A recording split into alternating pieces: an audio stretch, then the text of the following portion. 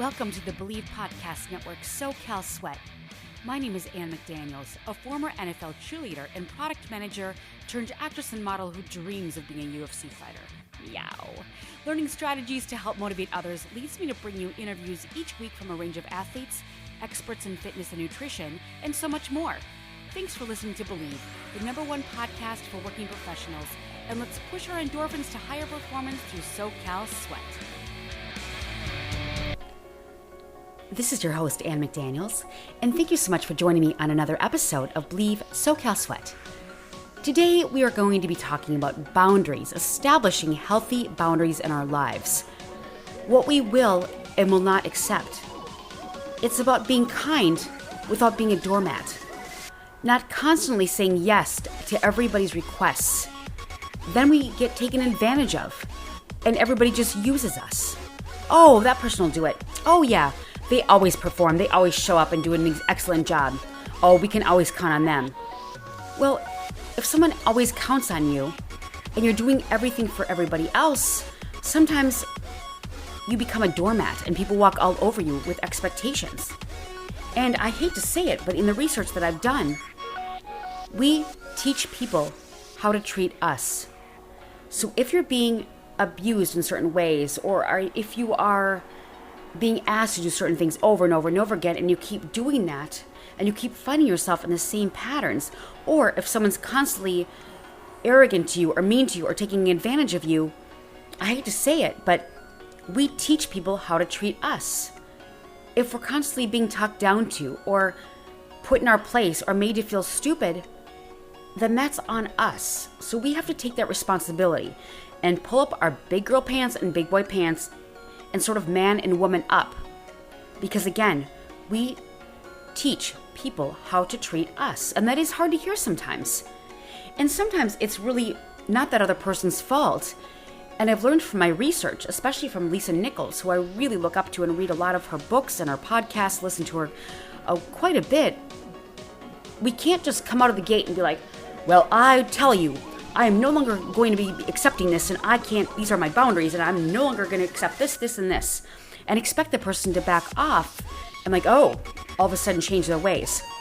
We almost have to come to them with the approach, a non-passive-aggressive approach. We can't just get really angry and then just kind of say, oh, and be really meek about it, but just say, you know what, I apologize for always saying yes and allowing you to come into my space and always get what you want from me when I'm only saying yes to you and I never say no.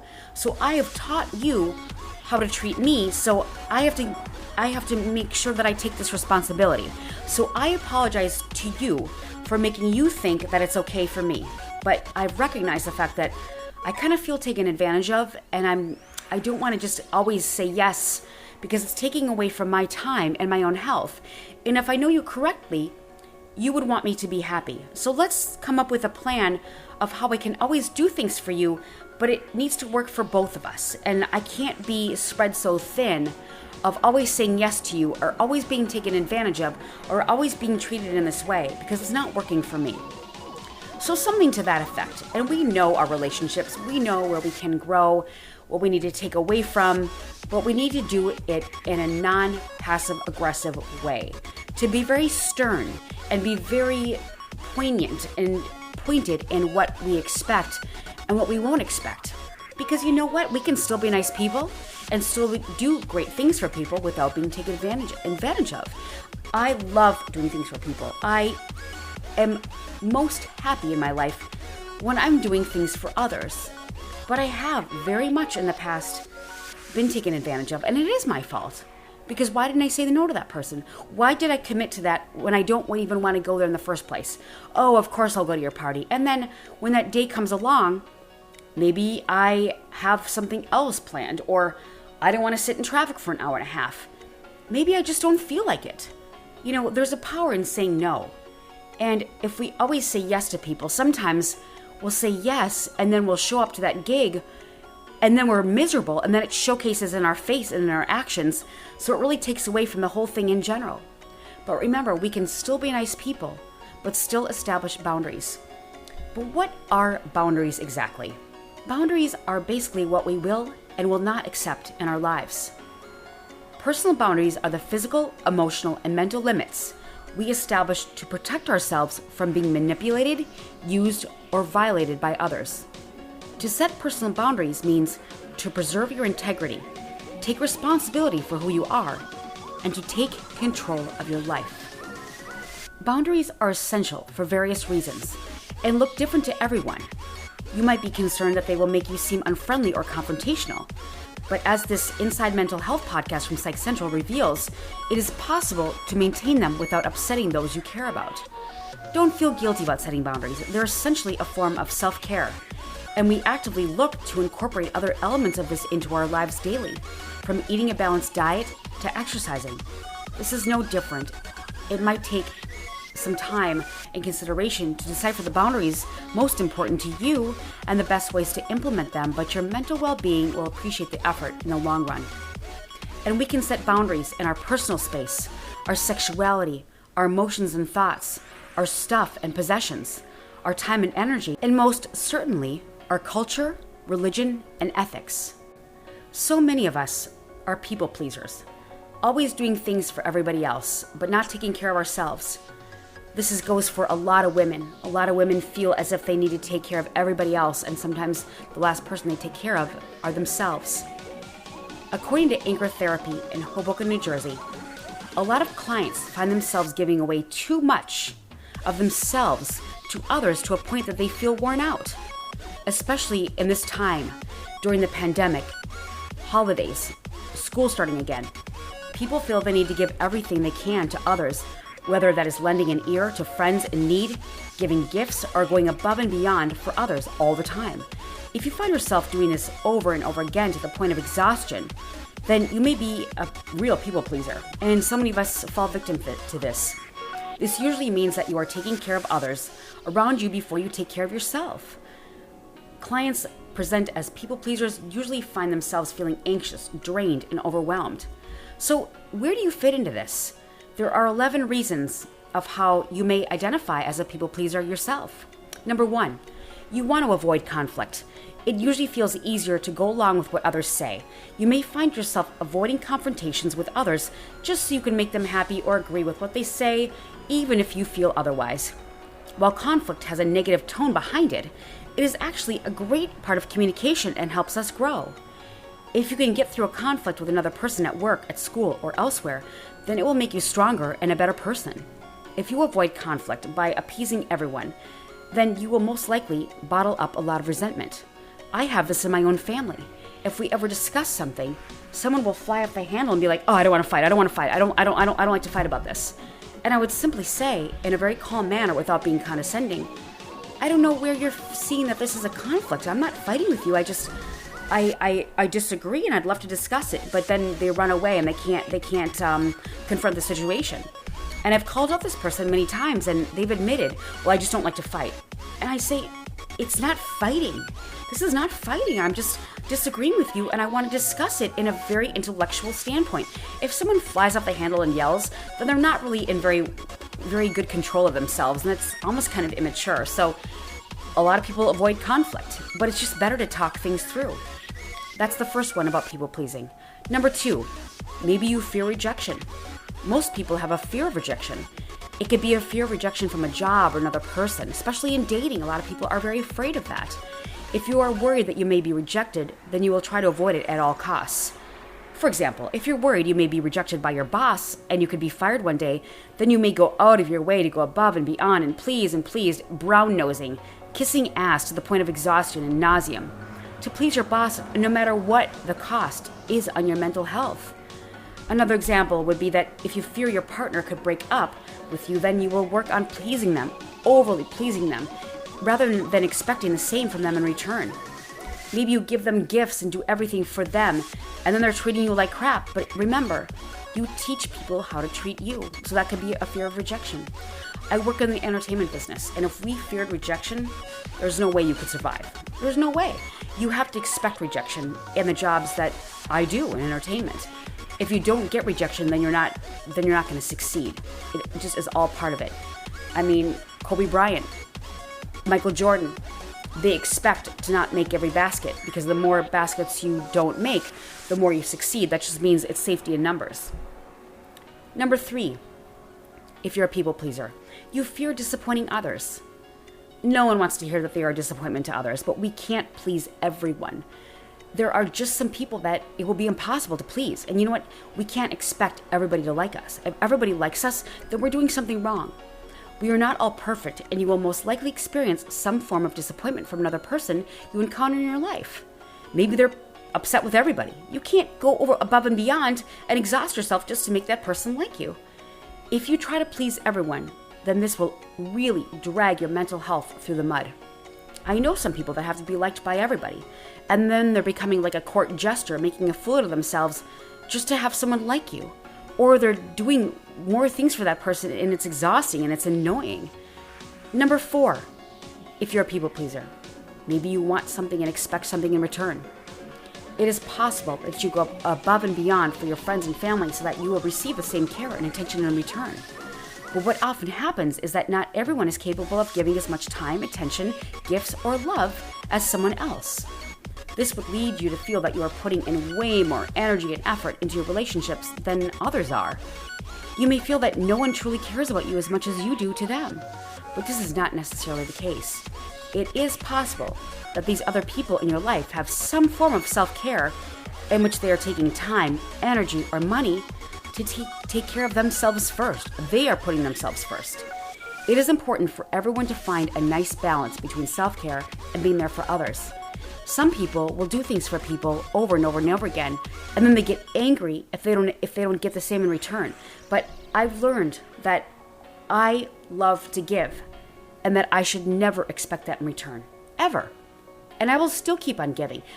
If I give to others constantly and not even have their friendship back, then that's on me. Then I'm being taken advantage of, and I'm being an idiot. And I've learned the hard way over and over again, and I no longer do that. I will always do things for others, but I never expect anything in return. And if you do, then you're kind of doing it not out of love. You know, it's something we all have to learn. Number 5, you want others to be nice to you. You feel if you are nice to others, then everyone will be nice to you in return, but unfortunately, this is not the case. For example, let's just say that you are checking out the Target register, or checking out of the Target register, and you go out of your way to be nice to the cashier by asking them how their day has been. Maybe this worker is exhausted and may give you an attitude and not even acknowledge your kindness. And to you, you might feel offended, like, oh, I'm just being nice to that person, going out of my way, and shouldn't they return the same in return? But it's possible that the customer before you just yelled at this cashier, or this cashier just found out terrible personal news. You never know what is going on inside someone's heads. Even though you're nice to someone, it doesn't mean that they will be nice to you in return, and you can't expect to get those feelings back, and you just have to move on and wish them a happy day regardless. Number 6, you may want to fit in. This happens all the time in middle school, high school, even at work. If you remember that Friends episode, do you remember when Jennifer Aniston, who plays Rachel, smokes? She's not a smoker, but she's smoking at Ralph Lauren just to fit in. Just because the people that smoke are kind of the cool people, and they're getting promoted. So here she is coughing, hacking up a lung just to fit in. It's just a really great episode. It's just an example of trying to fit in. It's possible that there's a group of people who you want to like you and include you in their group. You may go out of your way to go above and beyond to fit in with them. For example, let's just say you're a teen in high school, and there's a group you want to become friends with. It is likely that you will be willing to do things for them that you may not otherwise want to do. You could compromise your own morals and ethics, help them cheat on tests just to fit in. You may go out of their way to do homework, dress like them, or make fun of another student just because you want to fit in with them. And it's pretty common for people pleasers who want to fit in with others. It's scary, especially for people in middle school and high school that can be so influenced. Number 7, you are easily influenced by others. Some people are easily persuaded to think and feel a certain way. If you follow someone on Instagram and they say, drink this tea because it helps you do weight loss. No, don't drink that tea, it's bad for you. Or if the current trend is to wear scrunchies, then you will be susceptible to follow the trend and start wearing scrunchies in your hair. But do it because you want to, not just because someone else tells you to do so. Yeah, it's great to follow fashion trends, but don't copy someone and be and emulate someone just because you're so easily influenced. Have your own backbone, have your own style, believe in who you are. I mean, I know it's easier said than done, and we have to learn the hard way, but keep growing. And don't be a people pleaser all the time and being taken advantage of. Number 8, you are genuinely compassionate. This is the most common cause behind being a people pleaser. It is great to be a genuine person who has a lot of empathy for others, but don't be a doormat. It means you care deeply about everyone around you, but if you fall into this category, you find that you are not taking care of you.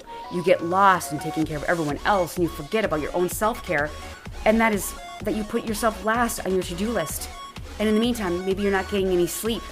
Maybe you haven't eaten, or maybe you're doing so much for them that you get home and you're so exhausted that you fall asleep and you haven't taken care of anything. Maybe you haven't taken the garbage out or haven't paid bills just because you're taking care of someone else. Number 9, you don't want to feel guilty for saying no. Saying no is a very, very powerful word. I've been a yes person so many times when I have not wanted to do that. I've not wanted to do that job. I've not even wanted to go out with that person, but then I say yes because I don't want to hurt their feelings. No. The power of no is just the greatest gift once you figure it out, and it's difficult. But saying no is really hard, specifically for people who are overly people-pleasing. You have a hard time creating boundaries and knowing your limits. You are so focused on pleasing everyone else that you will say yes to everything everyone asks you to do without thought for yourself. It's important for everyone to know their limits and for everyone when it just comes to the word no. And this is very important in dating and sexual health.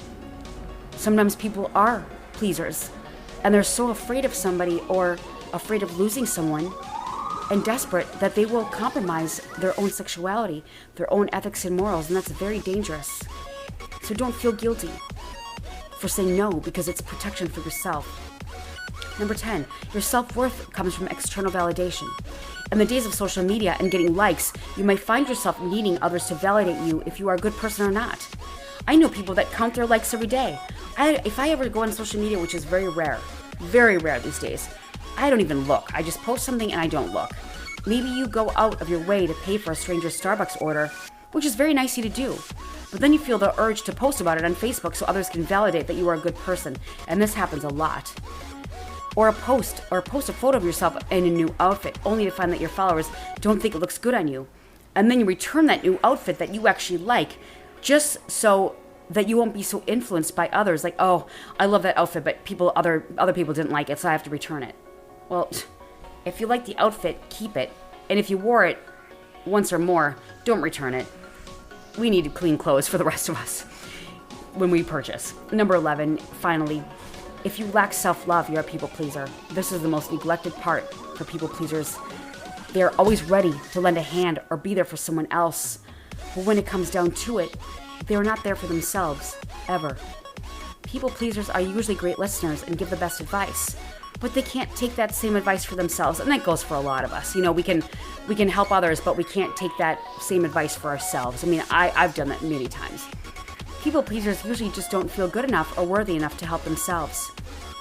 And if you find yourself that you match any of these characteristics of a genuine people pleaser, then you may want to take a step back and analyze your self-care. Your self-care will help you establish boundaries between you and others. You learn how to say no and how to take care of yourself and love yourself before others. Remember, when we get on a flight, we can't help anybody else unless we have our oxygen masks on first. We never watch these videos on the plane, but remember, if you do think back, don't help anybody else with their oxygen mask until you have it on first. You can't save someone's life without your own life jacket. I'm a lifeguard, and you cannot go out if you don't have some kind of a buoy or some kind of a life preserver of your own. Because sometimes if you're rescuing somebody, they're in attack mode, they are in panic mode, and they can actually kill you when you're trying to save them. And honestly, from lifeguard training, if we have a very aggressive drowning victim, and they're just flailing and they're huge. Let's just say, I remember during one of my lifeguard test trainings, I had to rescue someone that was like the Rock, like the body of the Rock, where they were solid muscle and they were aggressive and they were flailing their arms at me, trying to have them rescue me, but they would drown me in the process. So I learned, I mean, this is a specific case, but you learn that you have to punch them in the face or hit them with your buoy because you need to knock them out so that you can rescue them. So you have to figure out your safety first and then save somebody. Again, take care of yourself first before you can help others. You put your own oxygen mask on first on that flight before you put on your neighbors or your child or your partners. It's very important. If you find that this change for yourself is extremely challenging, a psychologist recommends you seek professional mental health to help you start. Going to therapy alone is a form of self-care, and you will only be on your way to not only taking care of yourself, but to be a better caretaker for others, but also yourself, because you are important. We are important, and it's okay to say no. We don't want to be a doormat because then we're miserable and then we're angry and then we lash out and we're passive aggressive. It's important for us to teach people how to treat us. And it is very hard, but you have to do it. Otherwise, you'll be miserable. As a quick example of my own life, and I'm not trying to be braggy or thinking highly of myself. I really don't mean to say that, but I want to give the example of being in film and television, being a model, and being a host before the pandemic, and a little bit now, slowly but surely. You get a lot of fan mail. You get a lot of people that get obsessed to the point of danger. I mean, I have records of things that I still to this day I'm afraid of certain people because they become very obsessive and they want certain parts of you. They want like a, maybe they bought a collector's item of something from your film and they want you to sign it, but they want to know your home address, which of course you would never give. They will reach out to you. They will reach out to your agent, and then my agent will come to me and say, I got this letter. I just wanted to relay it to you. They'll try to get in, and since I do this podcast as well, I have, an open communication, but sometimes certain fans, shall we say, or just certain people that I've worked with really try to get in. Sometimes it's girls that want to have the jobs that I have, and they get very weird and dangerous, and they'll show up, or they'll be very aggressive about, how did you get that job? You have to introduce me to that person. And that's fine. I am very giving and very willing to give and very willing to share. But when it comes to certain people, as if I played a certain part in a film or a TV show or something like that, that's the character that I'm playing. That is not who I am. I'm actually quite a goody two-shoes. I mean, I like a lot of dangerous things, and I've done a lot of, things in my life. I'm very edgy, but at the end of the day, I'm very religious, I'm very kind, and I'm kind of a goody two-shoes in many ways. And sometimes I think people think that I'm a different person than I am, but it's a character. It's a character. Or they'll take a personality from my hosting job or something like that and just stalk me.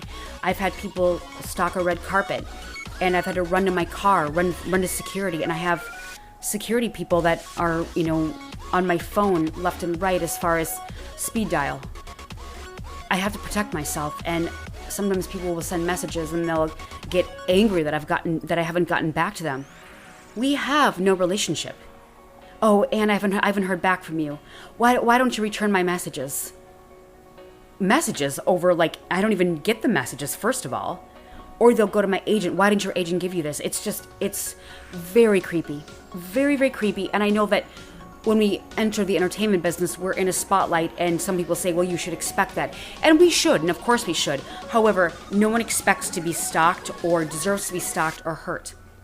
Down to the point where my very, very, very, very, very dear friend, Dr. Amy Nicole Harwick, was actually killed by Gareth Pursehouse in Hollywood last year. She's one of my very best friends, and I lost her. To a cold-blooded killer. And this is where my boundaries are very, very tough and they're rigid. Those kinds of boundaries for myself are not soft whatsoever. And I've learned the hard way for myself, and these people are crazy. I've gotten gifts. I've had to return to sender for many, many types of people.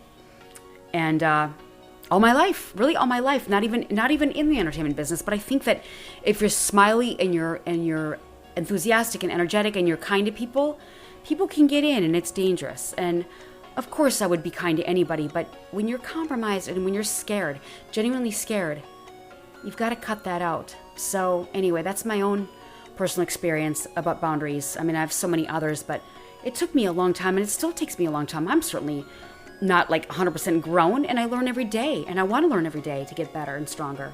But please, for yourself, always protect yourself. It's so important. And the thing is, you're actually disrespecting yourself if you continue to do things out of fear or a sense of obligation, or trying to overly please people just because you don't want people to think that you're being rude or disrespectful. But know that people pleasing hides the real you. There's a fine line between being a good person and trying to make people think you're a good person. You are most likely a genuinely good person, regardless of whether you do something for someone else or constantly do something that people ask you to do. Sometimes it's hard for us to stick up for ourselves when you don't agree with someone or don't want to do what they're asking of you. But you have to set these boundaries with your time and energy. There's no need to deplete your emotional, mental, and physical energy on something that doesn't really align with your goals or values or ethics and morals. And again, setting boundaries might be scary, but it gives you the freedom to spend time doing what you love. You don't have to hide the real you. Boundaries don't make you stuffy or boring. They actually allow you to create a life of your own, on your own terms, which is the most liberating and exciting thing you could ever do. Sometimes we've broken up with a partner. I'm like, oh my God, I was so sick of pleasing them and putting up with their BS. And then you're set free and you're liberated and you're excited and you just feel like you can breathe again. Communicating your boundaries to others and yourself is a surefire way to make sure people-pleasing doesn't take over your life. Well, there are 7 ways to set better boundaries. And you can spend less energy and time pleasing others. And you can please yourself, which gives you a better opportunity to make others happy. Number 1, get crystal clear on your priorities and don't be passive-aggressive about anything. Getting clear on your own priorities will help you figure out what you're actually willing to spend your time and energy on. If you find yourself always putting other people's priorities above your own, it's time to change that. Number 2, communicate that what you will and will not tolerate. If the people around you are always doing or saying things that frustrate you to your core, to your gut, making you angry and pissed, you have to put your foot down. People will never know that they're actually disrespecting you and that their behavior is acceptable if you never tell them. Again, what Lisa Nichols says, I apologize that I let you think that this was acceptable because I never communicated that. So again, you teach people how to treat you. If you constantly allow yourself to be a doormat, then that's on you. Be that person who speaks up when people are behaving in a way that makes you feel inferior or unappreciated. If something doesn't feel right to you, you should make every effort to avoid it. Very recently, I had something in my life where already the boundaries were so disrespected, I can't even describe it. Not only were they disrespected, and I felt very violated by very many things, but this person spoke down to me, talked down to me. And I literally snapped my fingers, and I said, don't talk down to me. What am I doing to talk down to you? I said, you're being very condescending, and I'm not an idiot. And I was very angry with this person. And I immediately turned that situation around, and I was respected. And this person said, I didn't mean to. I realize how intelligent you are. Not to act like I'm intelligent, but don't talk down to me. I'm not stupid. I may look like a dumb blonde, but I am not. And so you have to make sure that you are not disrespected. Number 3 is listen to your gut instinct. Over and over, listen to your gut instinct until the cats come home. Your gut is usually right. What you feel in your stomach, what you feel in your head. Don't doubt your inner instinct. You're smart. You're much smarter than you think you are. You know the difference between excitement and dread. Use that internal instinct to help you make decisions. Don't feel like you need to say yes to avoid hurting someone's feelings or making them not like you. If you can't decide whether to say yes or no to someone, there's a lot more articles that you can look into on when to say no to an invitation. There are many exercises that you can do, practices, role-playing. But you have to learn to stand up for yourself and listen to your gut instinct, especially when it comes to dating and dangers in dating. Very much so, especially with dating apps. I've never been on a dating app, but I hear a lot of scary things. I've been in an Uber, and if you feel as if that Uber driver you have that feeling, I've gotten out of 3 Ubers in my life, and I'm so glad I did, every single one of those. Number 4 in setting boundaries, think about the impact of your actions. Something that's helped many people in saying no is asking what type of impact an opportunity will have on yourself or others. Will it improve your life? Or is there something that could make a bigger impact? Think about the amount of time something will take compared to the amount of positive impact it will make, and it will have. If it will take up more time than it's worth, just say no. Sometimes you can see the red flags of like, oh, this is going to be drama, and you just walk away. With no regrets, listen to that internal instinct, and think about the impact of your actions. If you get involved with the drama, or get involved with a situation where they want your help. The other day, I was asked to do something for a campaign, and the campaign was such that it had a good message, but I didn't agree with that message. It's something about the way that they were doing it. And it was just like, okay, you can talk the talk, but they weren't walking the walk. If you want to do something for this community, don't talk about it. Take the action. If you want to help the inner city community, whether it be a food drive or whatever, don't talk about it. Take action. Go in and do it. That's where I felt as if I were to get involved with this organization, that didn't really serve me. And if I would get much more involved if there was an organized way of doing so, helping others, an actionable result, not talking the talk. And I walked away from that drama. I don't want to be involved in something that I don't believe in, even though it's a good message. Unless you're actually doing the message, then I would have been involved. That was just a situation of my own that I experienced the other day. Number 5 in setting boundaries, do things that you want to because they make you feel good. If you find it all too easy to try and make others happy, why not let yourself be happy for once as well? Make sure you spend time doing things that will bring you joy and help you create a better work-life balance. We all know that self-care isn't selfish. It isn't. Put that oxygen mask on first because then you can help somebody else so it isn't selfish. What are you going to die of? Your last breath helping somebody else? No. You can help more people if you have your oxygen mask on. It's necessary to live a healthy life. Schedule downtime and fun activities in your calendar. Treat them like important meetings with a client. Schedule everything around these things and don't cancel them. Number 6 in creating healthy boundaries, offer an alternative. If someone asks you to do something and you don't think that you're the right person for the job, offer an alternative, like, oh, recommend a friend, a coworker, or some kind of a tool that could help you get the job done. Oh, I would love to do that, but you know what? That's not my skill set. And I would love to devote that time to you, but I just don't have time. But I know someone that would love to help you, and they have plenty of time and would be a better person for the job. And don't apologize for it. If you hate being unhelpful, this option gives you the opportunity to be cooperative without having to take the task on for yourself. And this is very important. If you can't do something, don't overly make excuses. If you say, for example, my mom got in a situation where, and she's a people pleaser, and I've learned also to be a people pleaser from her. And I talk to her sometimes, I'm like, listen, Mom, you can't keep doing this because it's not serving you. And I've learned this the hard way.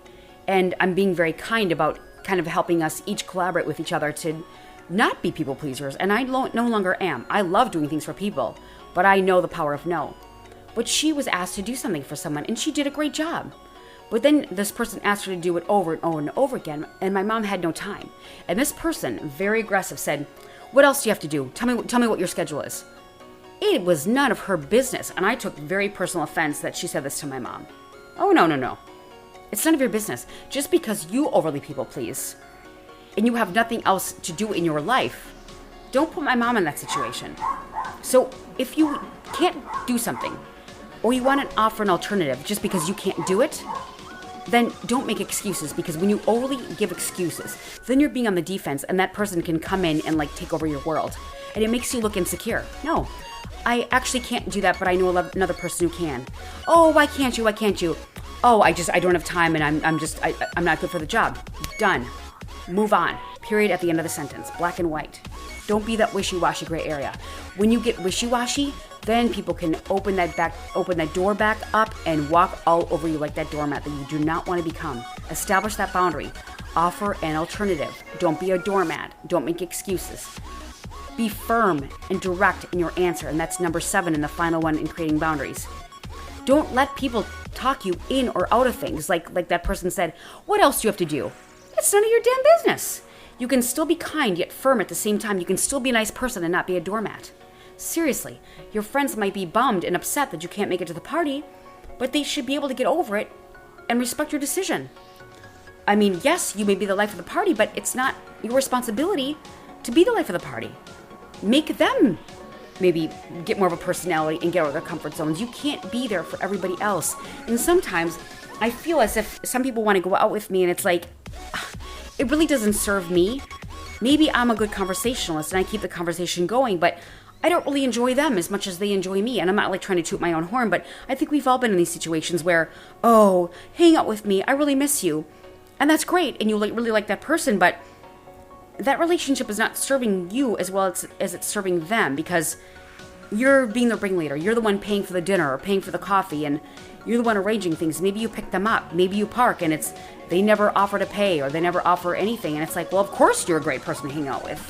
But if you're not really serving yourself at the same time, then you're like missing out.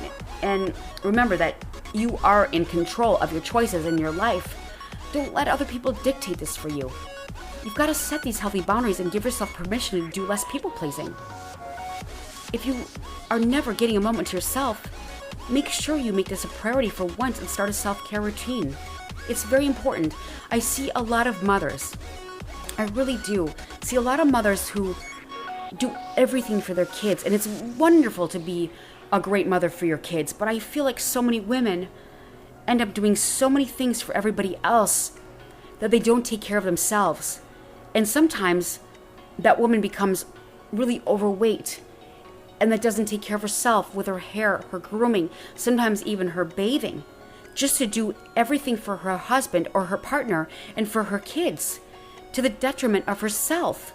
And then all of a sudden, and I've seen this so many times in health, that now she finds herself overweight and can't even play with her kids at the park because she can't run and runs out of energy.